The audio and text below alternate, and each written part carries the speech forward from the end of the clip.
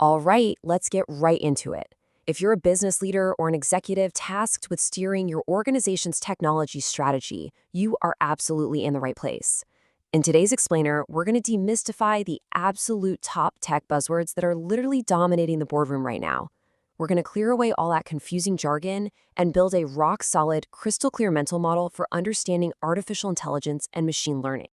Okay, let's dive into this, because this question right here, it's the source of so much unnecessary confusion.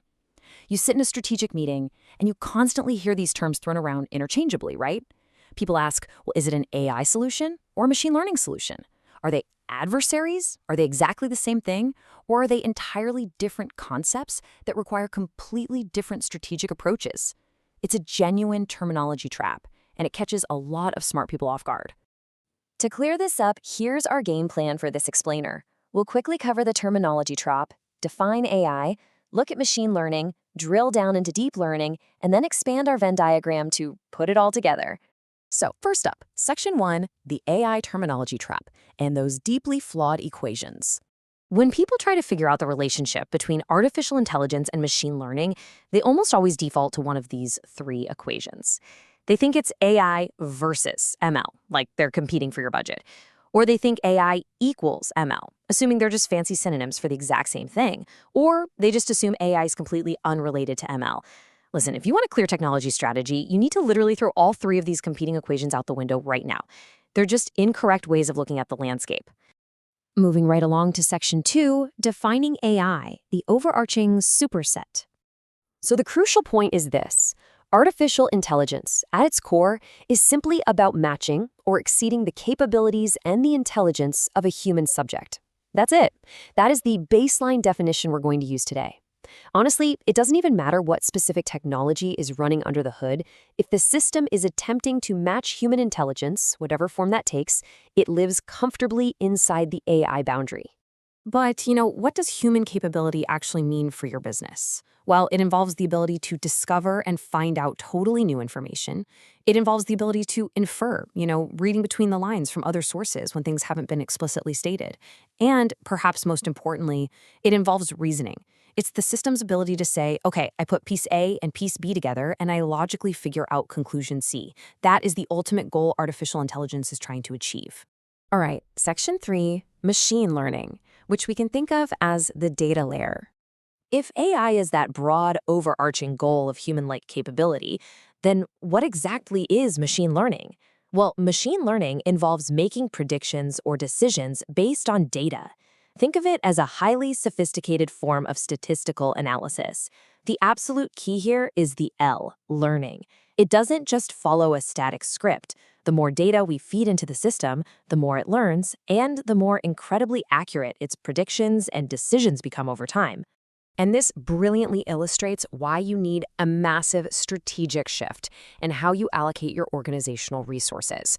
Over on the left, with traditional programming, if you want a different outcome, you have to allocate developer resources to physically go in, write new code, and manually change the script. But on the right, with machine learning, you're constantly adjusting models based on massive amounts of data. It learns dynamically. This is a real game changer because your resource dependency completely shifts. You go from just needing programmers who write static rules to needing really robust data pipelines and massive amounts of raw information to just feed the machine. And it gets a bit more granular. Within machine learning, there are a couple of different types you absolutely need to know about, primarily because they require entirely different resources. Supervised machine learning involves significant human oversight. It literally requires your human capital to sit down, look at the training data, and superimpose labels on it so the machine knows exactly what it's looking at. Unsupervised machine learning, on the other hand, that runs much more independently to find hidden patterns that were never explicitly stated. Understanding this difference is absolutely vital for knowing exactly where your team's time and money will actually be spent. Moving deeper, Section 4, deep learning and neural networks. For absolute clarity, we need to explicitly state this relationship for your mental model. Deep learning is a subfield and a strict subset of machine learning. So we are now officially drilling down into a subset of a subset. So how does this highly specific subfield actually work? Deep learning runs on neural networks. These networks use nodes and the statistical relationships between those nodes to literally model the way our own human minds work. And the only reason we call it deep learning is simply because we are stacking multiple layers of these neural networks on top of one another to process highly complex information. Now, what's really interesting about this slide is the strategic risk factor, which is immense.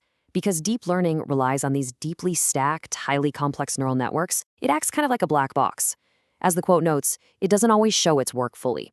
You can get brilliant, highly accurate insights out of it for sure, but you might not always be able to tell exactly how the system derived that conclusion.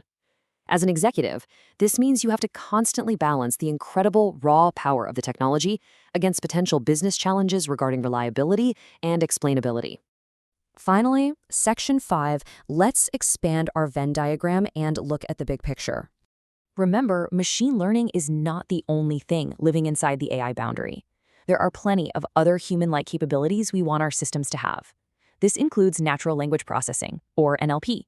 It includes vision, literally getting a system to see. It includes hearing and distinguishing sounds. It involves text-to-speech, turning abstract concepts into spoken words.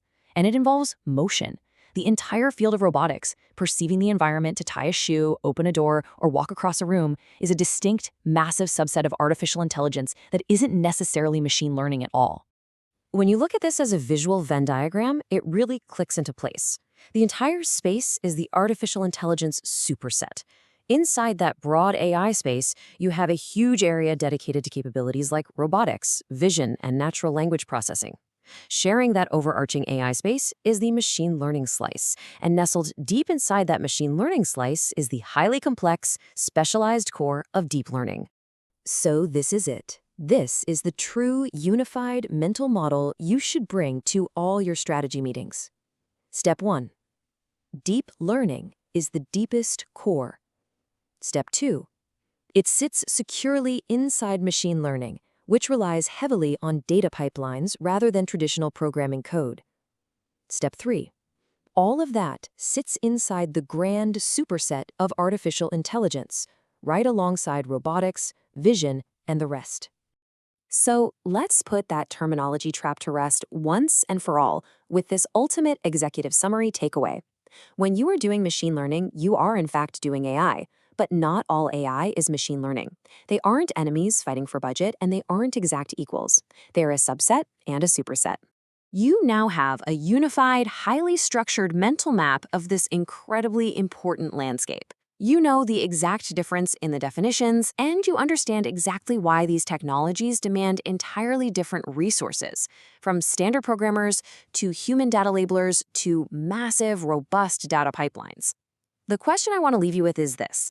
Now that you truly understand the AI superset, how will you apply this clarity to transform your technology strategy today? Thanks so much for joining me on this explainer, and keep learning.